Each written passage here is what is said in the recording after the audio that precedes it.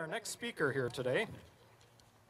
This is a man who I've heard speak a couple times. First time was at an Americans for Prosperity event down in Milwaukee last March, where he was given an award for his efforts towards the cause. He's a morning radio show host at WSAU in Wausau. He teams up with what he says is a misguided liberal on the morning show there. And so if any of you are near around Wausau, check that out on the station. I'd like to introduce to you Mr. Pat Snyder.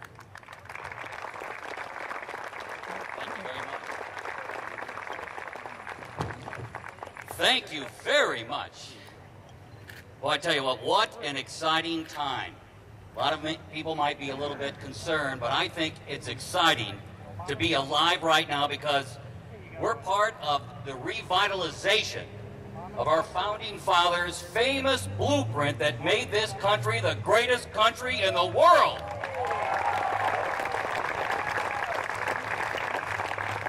And you know, after nearly a century of groups and individuals chipping away at our Constitution, trying to change it from within, we the people are waking up and we say enough.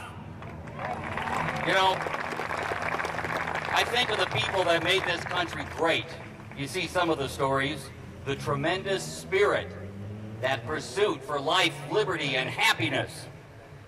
Now, the government is stepping in with so many restrictions and infringements to our personal pursuit of happiness, we've become stagnant. You know, my parents and grandparents, especially my grandparents, talked about the Depression and talked about how everyone, families, friends, helped each other through the tough times. That's what it was all about. Now it seems as if some of our families and neighbors are turning toward the government. You know, the government, when it started from our founding fathers, supported achievers. Today our government is trying to, well, turn us into a nation of addicts. That's right, needing that daily government fix to make it through life.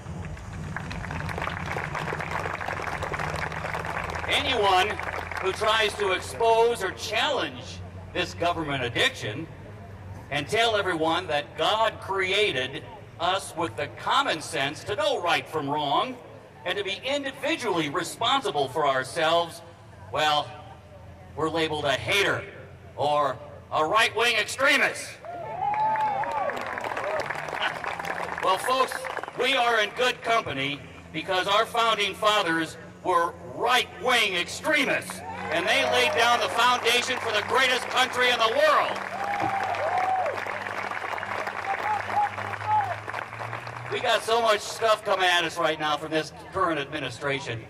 I also do sports on the radio, and when the hockey teams are warming up, the goalie's out there, and everyone's shooting a puck at him at the same time, and he's blocking it here, there, and everywhere. That's what we feel like. They're throwing everything at us at once. And we have to keep, wait, stop, let us look at this. But they don't. They know if they speed it through, it's going to something's going to stick. Right now, they like to, of course, deflect our attention, like the excitement of the beer summit. To take us off the what was going on with the health care and that abomination. And then, of course, they try to take us away from cap and trade, and they call these tea parties crazy, and now they have the new one, Obama's birth. No judge, in my opinion, is going to question the constitutional qualifications of an elected president. I'm sorry.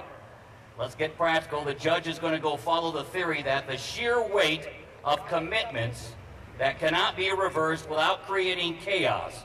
Once the political system of the United States, the voters, the media, the mainstream media, the politicians, when they themselves are committed to this proposition that Obama is president, trying to reverse it could very well mean riots in every street and every city in the nation.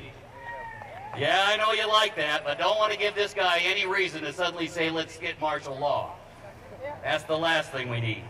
That is why Al Franken, by the way, some of the debatable claims are even reversible. That's why Al Franken is now a U.S. Senator from Minnesota, even though the election was corrupt and wrong. I know. Yeah, it's under the bridge. He's in there for now. But let me tell you, This Obama birther debate is very important. What's important about it is the feeling a growing number of Americans have in their bones that Obama is foreign to our traditions, our loyalties, and our shared understandings about the nature of America.